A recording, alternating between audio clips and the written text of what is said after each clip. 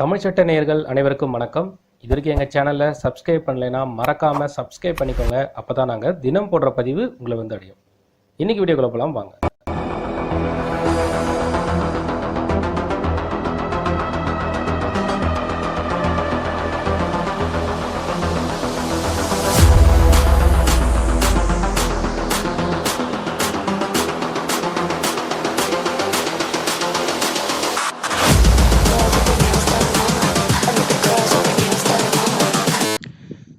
Dual powers of high court. ஐகோர்ட்டுக்கு ரெண்டு விதமான பவர்ஸை யூஸ் பண்ணி ஒரு எஃப்ஐஆரை வந்து குவாஷ் பண்ணலாம் சொல்லி சுப்ரீம் கோர்ட் ஒரு ஜட்ஜ்மெண்ட் கொடுத்துருக்காங்க. ஸோ அந்த பர்டிகுலர் ஜட்ஜ்மெண்ட்டோட கீ ஹைலைட்ஸை மட்டும் இந்த பர்டிகுலர் வீடியோவில் நம்ம பார்க்க போகிறோம். இந்த பர்டிகுலர் கேஸ் வந்து யாருக்கெல்லாம் யூஸ் ஆகும்னு பார்த்தீங்கன்னா, எஃப்ஐஆரை பொதுவாக ஒரு ஃபால்ஸ் எஃப்ஐஆர் ஒரு மேலே வந்து போடப்பட்டிருக்கு. அப்போ அந்த பர்டிகுலர் எஃப்ஐஆரை வந்து குவாஷ் பண்ணுறதுக்காக ஹைகோர்ட்டில் சிஆர்பிசி செக்ஷன் 482ல் வழக்கு தொடருவாங்க. அந்த பர்டிகுலர் வழக்கில் ஒருவேளை ஹைகோர்ட் அவங்களுக்கு சாதகமாக தீர்ப்பு கொடுக்கல, ஸோ சுப்ரீம் கோர்ட்டுக்கு ஃபைல் பண்ண போகிறாங்க. அப்போது சுப்ரீம் கோர்ட் வந்து சில கைட்லைன் சொல்கிறாங்க. ஹைகோர்ட்டுக்கே இதுக்கு வந்து பவர் இருக்குது, எக்ஸ்ட்ரா ஜூரிடிக்ஷனாக அவங்க ரிட் பிட்டிஷனோட ரைட்ஸையும் யூஸ் பண்ணலாம்னு சொல்கிறாங்க. ஸோ அதற்கான கேஸ் டீட்டெயில் தான் இது. ஸோ இதில் என்னென்னலாம் சொல்லியிருக்காங்கன்றதை நம்ம கீ ஹைலைட்ஸை ஒன் பை ஒன்னாக பார்க்கலாம். நம்ம பார்க்குற இந்த கேஸோட டீட்டெயில். ஸோ கேஸோட title, so Kim வான்சோ Yves state of Uttar Pradesh and others. இந்த பர்டிகுலர் கேஸ் வந்து எஸ்எல்பி மூலியமாக சுப்ரீம் கோர்ட்டுக்கு வருது.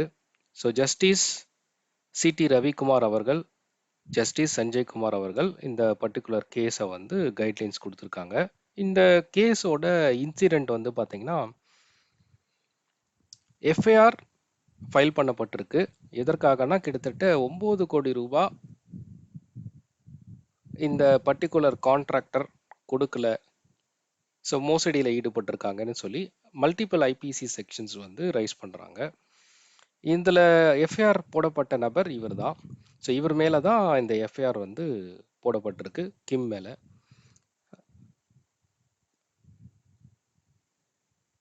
ஸோ கேஸோட பேக்ரவுண்ட். ஸோ இந்த கேஸ் வந்து ஏன் அவர் மேலே எஃப்ஐஆர் போடப்பட்டிருக்காங்கன்னு பார்த்தீங்கன்னா, அவர் வந்து ஒரு ப்ராஜெக்ட் எடுக்கிறாரு. அந்த ப்ராஜெக்ட் வந்து உண்டாய் மோட்டார் இந்தியாவில் இவருக்கும் ஒரு ப்ராஜெக்ட் இருக்குது, ப்ளஸ் ஒரு கன்ஸ்ட்ரக்ஷன், இந்த ஆர்டி கன்ஸ்ட்ரக்ஷன் இவங்ககிட்டையும் ஒரு கான்ட்ராக்டை போடுறாங்க. இவங்க ஒரு சப்கான்ட்ராக்ட்.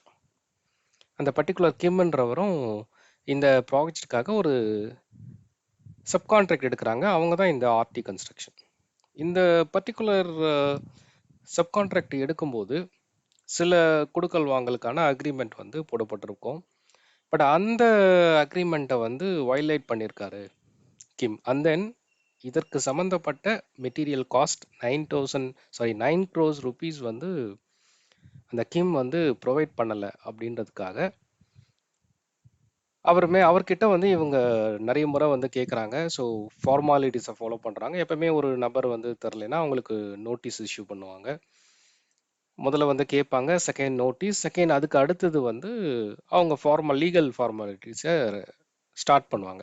அப்போது அவங்க வந்து எஃப்ஐஆர் பதிவு பண்ணுறாங்க இன் மல்டிபிள் செக்ஷன்ஸ். லைக் வந்து அந்த பர்சன் வந்து நம்பிக்கை மோசடி பண்ணியிருக்கார் 405, அப்யூஸ் பண்ணியிருக்கார், இவங்களை வந்து சீட்டிங் பண்ணியிருக்காங்க 420, ஏன்னா ஏமாத்திருக்காங்க, பணம் வந்து கொடுக்குறேன்னு சொல்லி கான்ட்ராக்டை ரைஸ் பண்ணி நான் பணத்தை வந்து கொடுக்காதனால, ஸோ இன்டிமிடேஷன், ஸோ 506, இந்த மாதிரி வந்து மல்டிபிள் கிரிமினல் கான்ஸ்பிரசி. ஸோ இவங்க வந்து ஏற்கனவே கூட்டு சதியாக அவங்க கான்ஸ்பிரசி பண்ணி எங்களை வந்து ஏமாத்திருக்காங்கன்னு சொல்லி எஃப்ஐஆர் போடப்பட்டிருக்கு.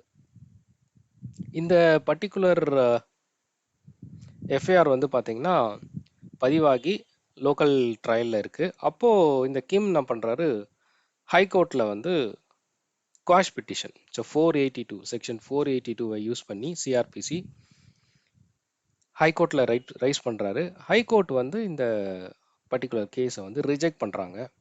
பிகாஸ் அவருக்கு வந்து அந்த குவாஷ் பண்ணுறத வந்து அவங்க ஸ்டாப் பண்ணுறாங்க, பண்ணாமல் வந்து டிஸ்மிஸ் பண்ணுறாங்க வழக்கை. அப்போ இந்த கீம் வந்து சுப்ரீம் கோர்ட்டில் இந்த வழக்கை ரைஸ் பண்ணுறாரு. ஸோ அதற்கான தீர்ப்பு தான் இது. அப்போ சுப்ரீம் கோர்ட்டோட அப்சர்வேஷன் வந்து கொடுக்குறாங்க. இப்போ தான் ஹைகோர்ட்டுக்கு வந்து டியூவல் பவர் இன்ஸ்டேட் பண்ணலாம்னு சொல்லி சொல்கிறாங்க. ஸோ அப்போ என்னன்னா, ஒரு இடத்துல எங்கே உங்களோட ரைட்ஸ் வயலேட் ஆகுதோ அப்போது ரிட் பிட்டிஷனை வந்து தாக்கல் செஞ்சு அது மூலயமாக அந்த ரிட்டை இவாக்குவேட் பண்ணி நம்ம ஜட்ஜ்மெண்ட் வந்து கேட்கலாம். ஸோ அதை வந்து நீதிமன்றம் எடுத்துக்க சொல்லலாம். இங்கே என்ன நடந்திருக்கு, ஹைகோர்ட்டில் 482 வந்து குவாஷ் பண்ணுறாங்க. இவர் டைரெக்டாக என்ன பண்ணுறாரு, சுப்ரீம் கோர்ட் போயிட்டார். இப்போ சுப்ரீம் கோர்ட் என்ன சொல்கிறாங்க, ஹைகோர்ட்டுக்கே ஒருவேளை ஹைகோர்ட் உங்களுக்கு சாதகமாக தீர்ப்பு தரல, அப்போது இந்தியன் கான்ஸ்டிடியூஷன் லா வழங்கியிருக்க ஆர்டிகல் 226 இன்வோக் பண்ணுங்க.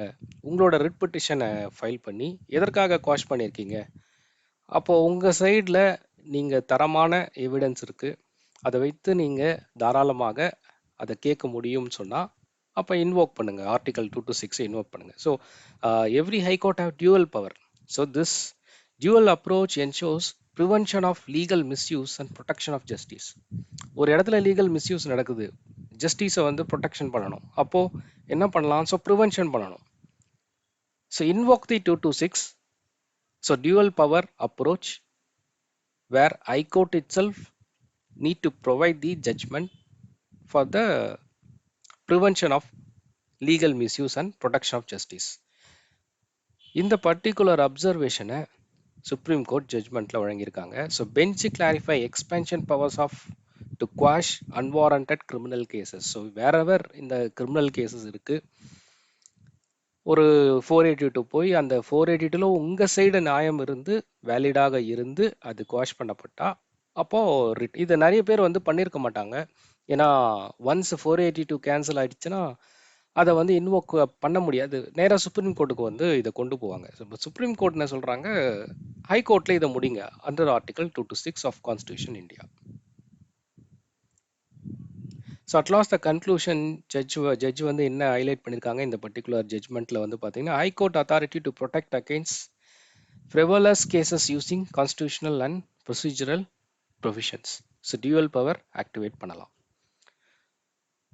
So that's all. ஸோ இன்னைக்கு இந்த கேஸ் வந்து உங்களுக்கு யூஸ்ஃபுல்லாக இருக்கும்னு நினைக்கிறேன். நிறைய பேர் வந்து 482 போய் அங்கே டிஸ்மிஸ் ஆகி சுப்ரீம் கோர்ட்டுக்கு இந்த வழக்கை கொண்டு போயிட்டு ரொம்ப காலதாமதமாக ஏற்படும். ஏன்னா நீங்கள் அந்த சுப்ரீம் கோர்ட்டில் ரீச் பண்ணி நீங்கள் அங்கே நம்ம ஜட்ஜ்மெண்ட் எடுக்கும்போது, ஸோ ஹைகோர்ட்டில் இந்த மாதிரி ஒரு ப்ரொசீஜரை இன்வோக் பண்ணலான்றது இந்த ஜட்ஜ்மெண்ட் மூலயமா நம்மளுக்கு ஒரு ஹைலைட் கொடுத்துருக்காங்க சுப்ரீம் கோர்ட்.